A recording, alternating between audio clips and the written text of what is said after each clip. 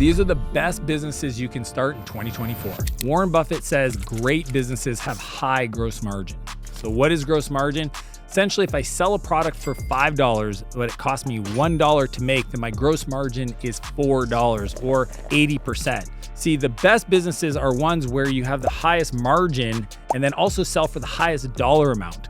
What you don't want to be is like a restaurant where the gross margins are only 45%. You want to be on the upper end of 70, 80, even 90% gross margin. And to do this, you need to understand all the industries. And that's why I've spent a lot of time analyzing all the best industries and evaluating all the gross margins from lowest to highest that you can start today with very little experience to make this year the best year of your life. The first business is a product business. Typically, these companies have 50 or 60% gross margin. Now, I've been involved in some incredible product companies like Pila that does a biodegradable phone case, or Laundry Sauce, which is a modern day detergent company, or Lomi that does a food composting device. And I mean, these are literally some of the best companies out there, but I've seen people lose their shirt building product companies because they don't understand how to get distribution, how to get sales, how to build a product efficiently. And essentially they take all their savings, put it into a product, don't get any revenue. So if you want to make a product business work great, these are the 3 things that you need to do right. Number 1 is you have to pre-sell. See, most product companies use Kickstarter or Indiegogo or other crowdfunding platforms so that they can validate demand for the product without losing money. Now, I know you've probably been burned by investing in some of these crowdfunding campaigns, but the best ones know how to do them, promote them, market them, get the money, and then use that to actually build the product. The second thing is you have to do direct to consumer. And the reason why is you got to skip the retailers, because if you go through a wholesaler to a retailer, by the time you actually get paid and there's the big cash flow issues, it's very hard to make a product business work. That's why Amazon has been a big category for a lot of people that are getting into the product space. And the third thing is you have to invest in the brand. This means making sure that you use premium products, meaning that you care about word of mouth, that you focus on reviews, that you look for opportunities to get press to drive traffic to the business, because that's what's going to create the flywheel to make a product business work. The second business is an agency or sometimes a service business. The margins are between 60 and 70%. Now, I've learned over the years that the easiest companies are ones where you take a skill that you already have, maybe as an employee, and then offer that skill to other businesses and get paid to either do for those businesses what you currently do or teach them how to do it for themselves. Now, I've seen a lot of people launch different types of agencies, social media marketing agencies, etc. And the ones that actually scale and make money, not just have a low-paying full-time, sometimes double full-time job, they focus on these 4 things. Number 1 is they focus on a strong pain in the market. If you think about it, you could start an AI company today where you go and you analyze businesses and all the inefficiencies and then introduce them the AI tools to solve those problems. And you would make a ton of money because businesses will pay for anybody that can show them how to save them or make them money.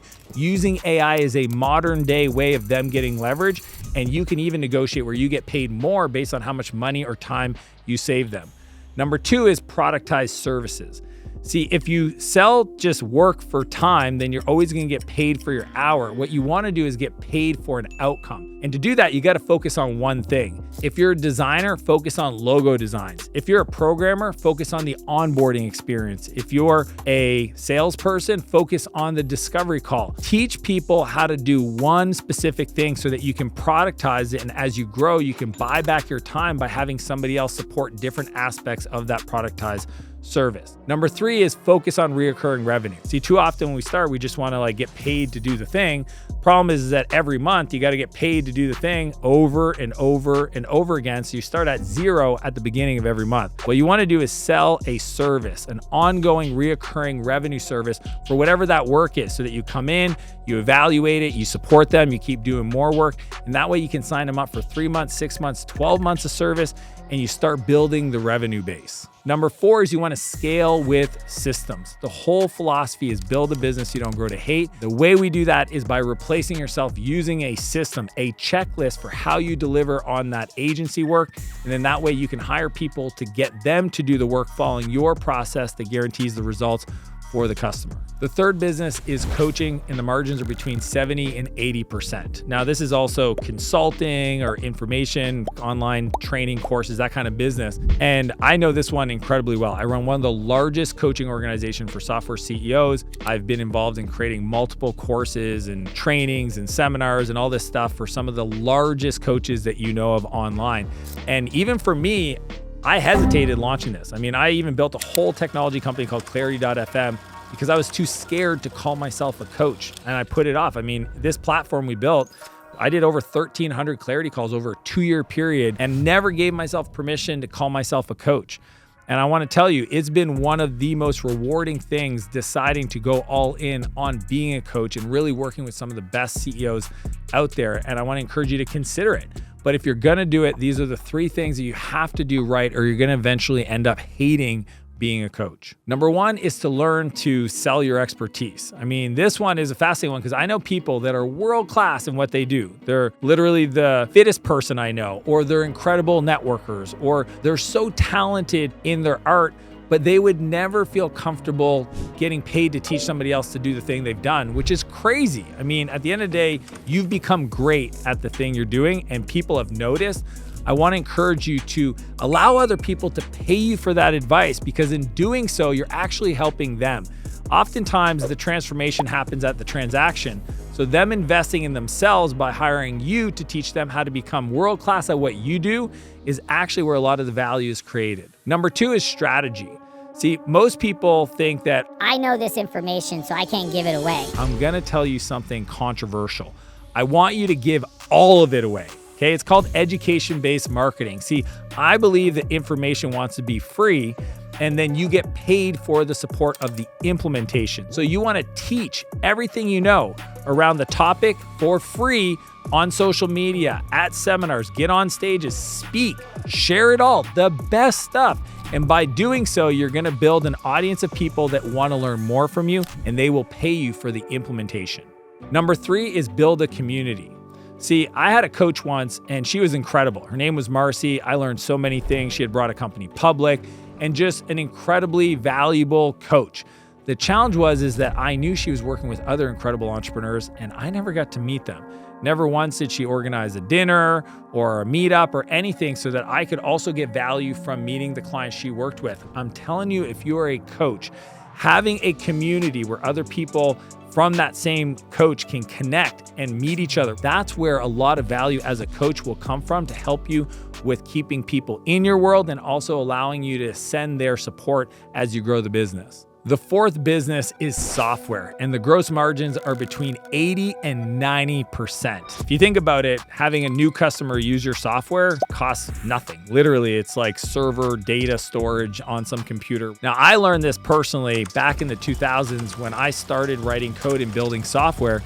And over the years, I just found it so amazing that I can build some software once, and the more it grows, the less it costs me. And as long as the servers don't change, that code will run the way it has forever. Now, I have a lot of friends that want to get into software, but what they miss is these key points to make the software work. Because if you don't have people using it and loving it the way you need to, then it's not going to create the margins because customers are going to come and they're going to go. Number 1 is a sticky product. You want to build a tool that solves a problem in a business where they have to use it every day.